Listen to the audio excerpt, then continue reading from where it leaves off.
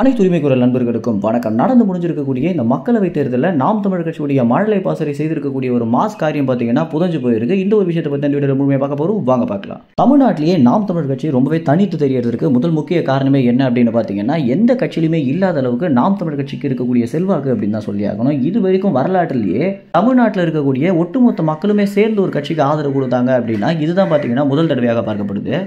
நாம் தமிழர் கட்சிக்கு தமிழ்நாட்டில் இருக்கக்கூடிய ஒட்டுமொத்த குடும்பங்களும் சேர்ந்து ஆதரவு தர்றது. இதுக்கு முன்னாடி எம்ஜிஆருக்கு மட்டுமே இந்த அளவுக்கு ஒரு ஆளுமை கிடைச்சது அப்படின்னும், ஏன்னா எம்ஜிஆர் அவர்கள் திரைப்பிரபலமாக இருக்கும்போதே எல்லா குடும்பங்களுடைய மனதையும் கவர்ந்து மக்களுக்கு பிடித்தமான ஒரு இடத்துல இருந்ததுனால தான் அரசியலுக்கு வந்த பிறகும் அதே நிலை தொடர்ந்துச்சு அப்படின்னும், நேரடியாக அரசியல்லேயே அவர் குதிச்சிருந்தாரு அப்படின்னா இந்த அளவுக்கு ஒரு மிகப்பெரிய ஆளுமை அவருக்கு இருந்திருக்கிறதுக்கு வாய்ப்பே இல்லை அப்படின்னு தான் வரலாறு சொல்லுது.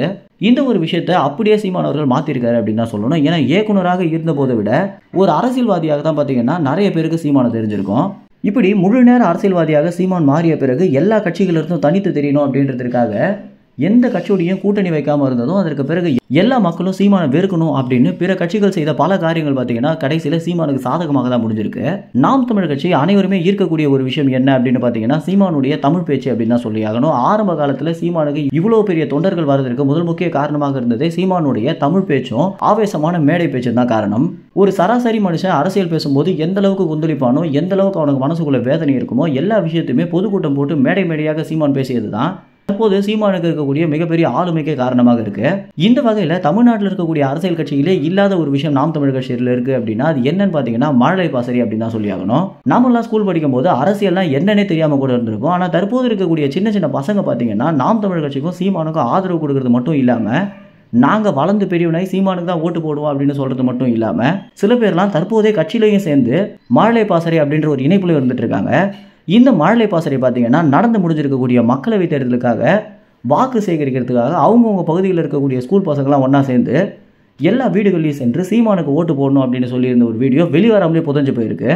இந்த வீடியோ அந்த தருணத்தில் வெளியாகி இருந்துச்சு அப்படின்னா அனைத்து தரப்பு மக்களாலையும் அதிக அளவில் ஈர்க்கப்பட்டிருக்கும் அப்படின்றது தான் நிதர்சனமான உண்மையாகவே இருக்குது. இதனால தான் பார்த்தீங்கன்னா இந்த ஊடகங்கள் இந்த வீடியோவை அப்படியே மறைச்சிருக்காங்க. ஆளுங்கட்சியாக இருக்கக்கூடிய திமுக கட்சியும் சரி, ஒன்றியத்தை ஆட்சி செஞ்சுட்டு இருக்கக்கூடிய பாஜக கட்சியும் சரி, இந்த ட்விட்டரை தன் வசம் வச்சுக்கொண்டு மக்கள் எதை பார்க்கணும் எதை பார்க்கக்கூடாது அப்படின்றத முடிவு பண்ணுற ஒரு இடத்துல இருந்துட்டு இருக்காங்க. இந்த வகையில் நாம் தமிழர் கட்சி குறித்த பெரிய பெரிய விஷயங்களை பார்த்தீங்கன்னா வெளிவராமல் தடுக்கணும் அப்படின்ற முயற்சியில் ஒன்றியம் ஈடுபடுறாங்க அப்படின்றது இதுல இருந்தே தெல்ல தெளிவாக தெரிய வருது. இந்த மாதிரி சின்ன சின்ன பசங்களாம் சேர்ந்து சீமானுக்கு ஓட்டு போடுங்க அப்படின்னு சொல்லியிருந்தது அவங்க பகுதியில் இருக்கக்கூடிய மக்களையே அதிக அளவில் ஈர்த்து சென்னையில் முக்கியமான ஒரு சில பகுதிகளில் பார்த்தீங்கன்னா இந்த பசங்க சொல்லியதற்காகவே நாங்கள் சீமானுக்கு ஓட்டு போட போகிறோம் அப்படின்னு மக்கள் நேரடியாகவே நியூஸ் சேனல்களை சொல்லியிருக்காங்க. ஆனால் இந்த விஷயங்கள் பார்த்தீங்கன்னா வெளிவராமலே புதஞ்சு போயிருக்கு. இந்த ஒரு தகவல் குறித்து என்ன நினைக்கிறீங்க அப்படின்ற உங்கள் கருத்துக்களை கமெண்ட்ஸில் தெரிவிங்க. நன்றி, வணக்கம்.